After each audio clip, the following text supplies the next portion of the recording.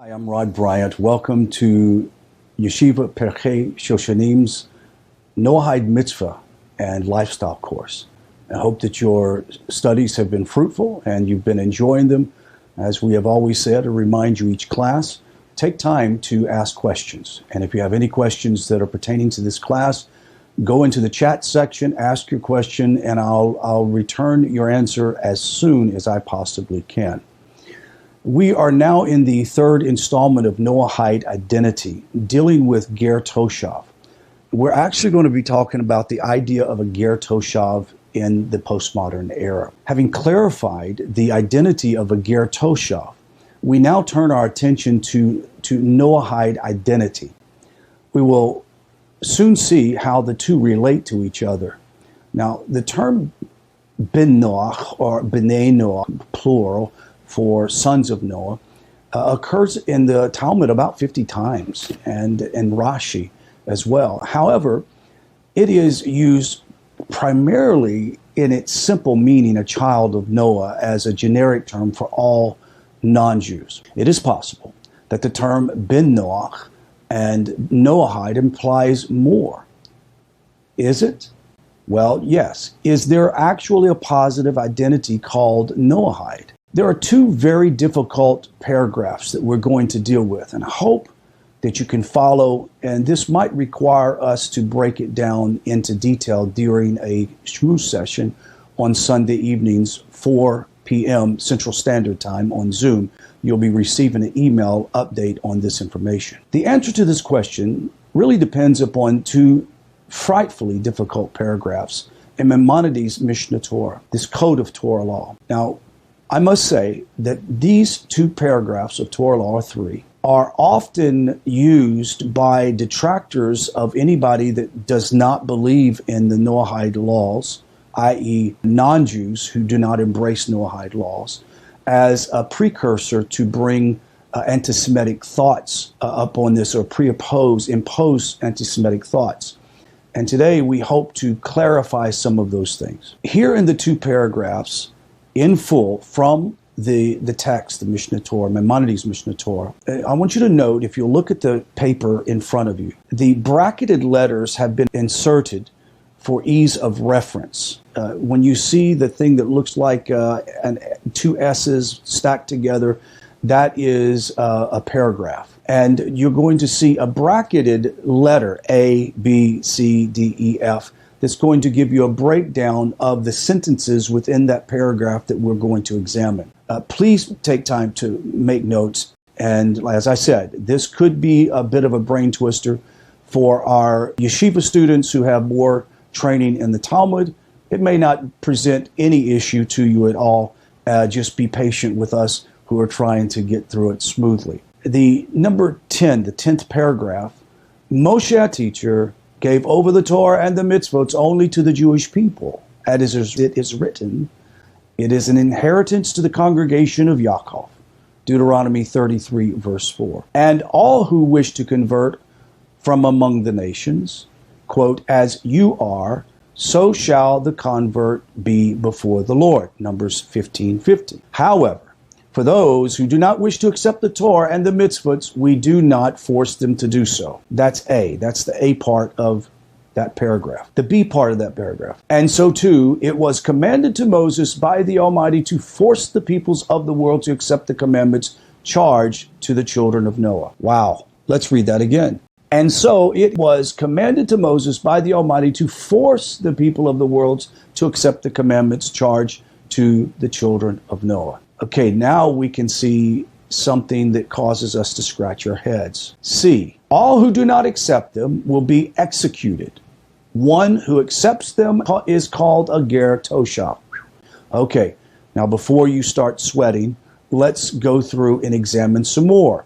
This is paragraph 11. All who accept the Shavamot mitzvot, are careful to observe them, are called the pious peoples of the world. The next sentence or line, E, and they have a share in the world to come. This is provided that one accepts and observes them because they are commanded to him by the Holy One in his Torah, and G, reaffirmed by Moshe, And the next sentence, H. However, one who observes them based on intellectual reason alone is neither called a ger toshav nor a pious person of the world. Rather, he is just a wise one of the Gentiles. Let's look at the problem. Using the reference letters inserted in the text, let's go through the difficulties point by point. Let's look at sentence A in paragraph 10. Moshe, our teacher, gave over the Torah and mitzvahs only to the Jewish people, as is written, it is an inheritance to the congregation of Jacob. Deuteronomy 33:4. And who wish to convert from among the nations, as you are, so shall the convert be before the Lord. Numbers 15:15. However, for those who do not wish to accept the Torah mitzvot, we do not force them to do so. This section is fairly innocuous, stating simply that the Torah is unique possession of the Jewish people, yet all who want to convert and become Jewish may voluntarily do so. Additionally, no Gentile may be coerced or converting. Here's the issue. Let's look at the next sentence. And so, too, it was commanded to Moses by the Almighty to force the people of the world to accept the commandments charged to the children of Noah. Our paragraphs are capstones in the chapter dealing with the conquest of the land of Israel. For example, in paragraph 1 of this chapter states, when the army's troops enter the territory of the Gentiles, conquering them and taking them captive, immediately preceding our selection in paragraph 9, reads, similarly, a treaty cannot be made with a city which desires to accept a peaceful settlement until they deny idol worship and destroy their places of idol worship and accept the 7 universal laws commanded to Noah's descendants. Any Gentile who does not accept these commandments must be executed as if under our authority. Now, paragraph 10, 11. Therefore, are clarifying the requirements of these conquered people to accept the Noahide laws. Yet, if we are speaking about conquest of Israel, then why does Maimonides use the phrase to force the people of the world? Maimonides is not speaking only about the Gentile inhabitants of Israel, but about the Gentiles of the world. All who do not accept them shall be executed. One who accepts them is called a ger toshav. This requirement for execution is difficult to understand. The most obvious problem is that there is no apparent source for this. There has never been an established source for this to this point. Furthermore, if we understand the B sentence in paragraph 10 as requiring forced acceptance of Noahide laws upon the peoples of the world, then C in that sentence of paragraph 10 would require execution of everyone who refuses, would even mandate the execution of those who fulfill the Noahide laws, yet who never accepted them formally before Beis Din. This yields a startling conclusion. We're going to look at the sentence that's labeled H under paragraph 11. However, one who observes them based on intellectual reason alone is neither called a ger toshav nor a pious people of the world. He is rather of the wise ones of the Gentiles. We see that person who observes the Noahides laws based on reason alone is not someone who has accepted these laws before Beis Din. There are plenty of people in the postmodern era that would fit within this category. They follow pretty much the Sheva Mitzvot because it just makes sense to them, not because the God of Abraham, Isaac, and Jacob requires that of the descendants of Noah and as well the Jewish people.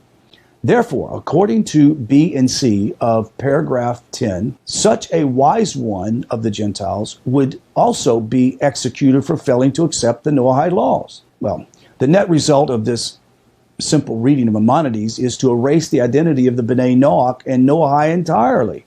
According to such readings, the only available option is a Gentile is to convert to Judaism and become a ger toshav or be executed. There have been some rogue elements within the Jewish world that, or when I say rogue, I'm talking about very remotely rogue elements that would say there is no Noahide and you should convert, and they will quote this text to use this.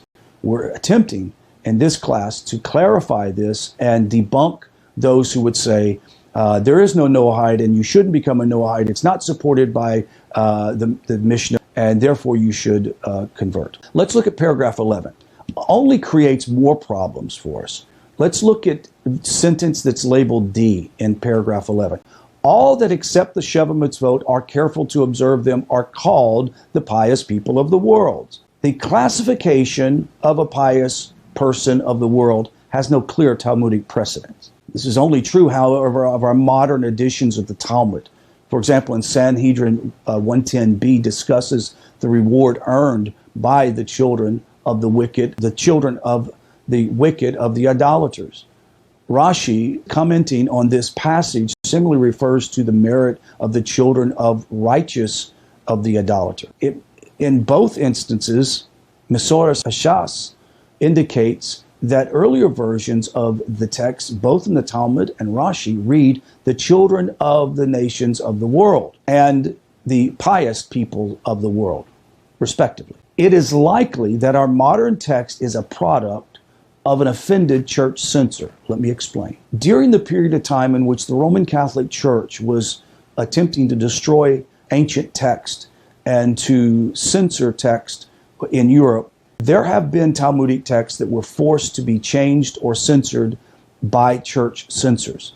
And if you want to know more information, it's very easy to research and do some searching on the internet, and you can find this out. What is odd, though, is that the tying of the status of a pious person to the acceptance of the Noahide laws is this. Or let's look at bracket E, the sentence E. It says, and they have a share in the world to come. This passage presents little that is surprising.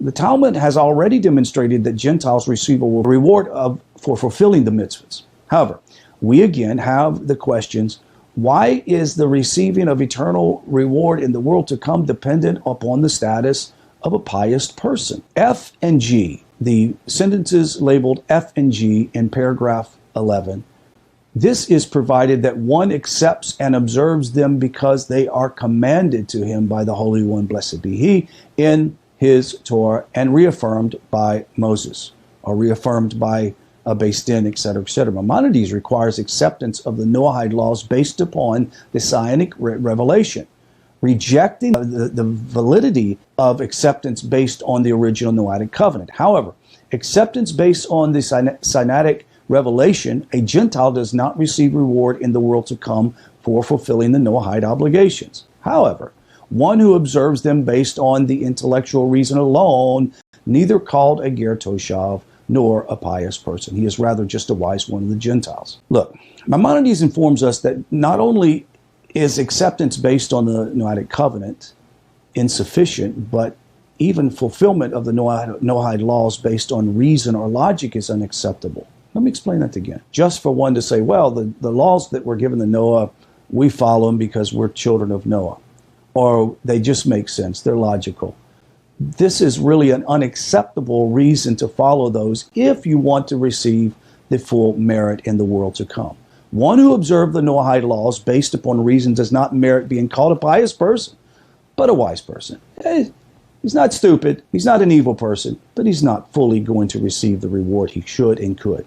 Furthermore, one who observes his laws based upon what appears precluded from receiving any reward. Maimonides only grants reward to one who accepts the laws based in the belief that it came from Sinai. And check the sentence D and E in the paragraphs above.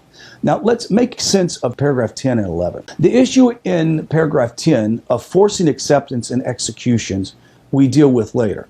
The immediate issue, the question of Noahide identity, requires unraveling of paragraph 11 or verse 11. All who accept the Sheva Mitzvot are careful to observe them are called the pious people of the world.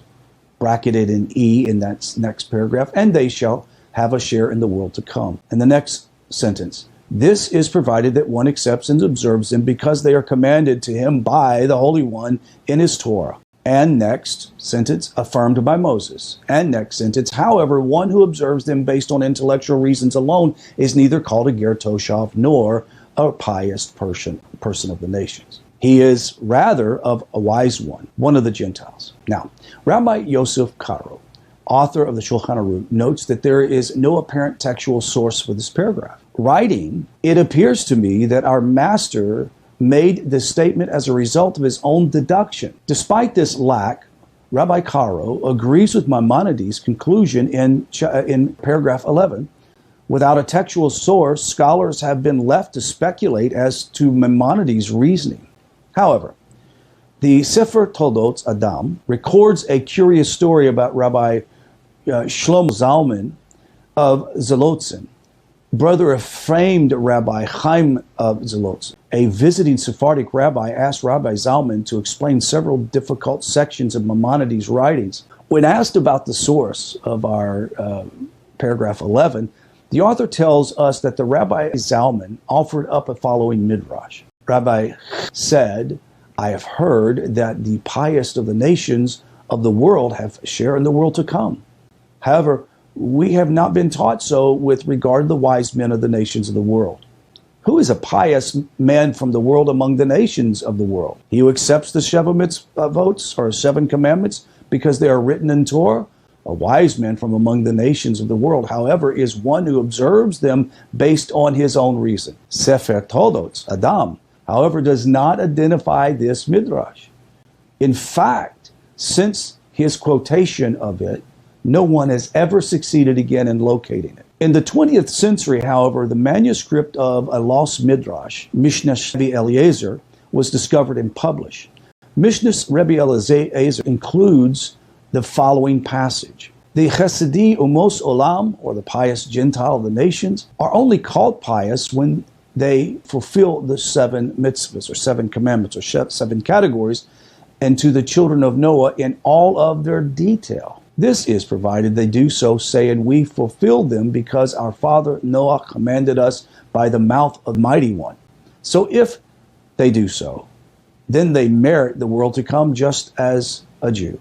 This is so that even though they do not keep Shabbos and festivals, for or after all they are not commanded in them, but if they observe them, the Sheva mitzvot, saying, we heard them from so-and-so, and if they observe them in accordance with their own reason, then they receive their reward only in this world." The text is the closest parallel in any ancient rabbinic text to Maimonides in paragraph 10. Viewed against the midrash quoted in Sefer Toldot Adam, it appears that Sefer Toldot Adam midrash is rather a corruption or poorly recalled version of this Mishnah Rebbe Eliezer. Is the Mishnah Rebbe Eliezer's Maimonides source for paragraph 10? It is certainly possible. After all, we know that Maimonides was familiar with it. However, there are 2 obvious differences between Mishnah Rebbe Eliezer and that of Maimonides in paragraph 10. The first is that the Mishnah Rebbe Eliezer requires acceptance of the Noahide laws. Because of this, that means that they had to accept the Noahide laws because of Noah and not because of Sinai. The second is that the Mishnah Rebbe Eliezer mentions reward in this world for those who keep Noahide laws according to their own reason. Maimonides makes no statements or differentiation. However, it is not the Mishnah Rebbe Eliezer as was relied upon. Whether or not Mishnah Rebbe Eliezer was relied upon Maimonides, it is nevertheless attested to the tradition validating Maimonides' concept. However, it is also possible that Maimonides' reason is entirely based upon famous Talmudic passage in Bava Kama 38a. When we read this text, we realize that Torah law has its details and intricacies like any law of nations. This is primarily the reason why that we have a Supreme Court in which they can go and have cases presented to them, which helps to differentiate what the meaning of the particular laws are, and are they constitutional, or do they meet the original standard? Well, as we very well know, even though the Jewish people and the great sages of Judaism have carefully preserved the text of the Torah from the time of Sinai forward, there have been periods of time in which Torah was attempted to be destroyed, and great text of the Talmud, etc., should be burnt in piles in Europe, and yet they have been able to sustain a record. Sometimes to the non-Jew, it appears that they are wrestling over text that doesn't make sense. Let's just try to figure this out logically. You have to realize that the Jewish people is a nation. It's a people. It's a culture. The Torah, the first 5 books of Moses, is the law or the constitution that governs that nation. The reason why the Jewish people still exist today is because they have preserved that Torah.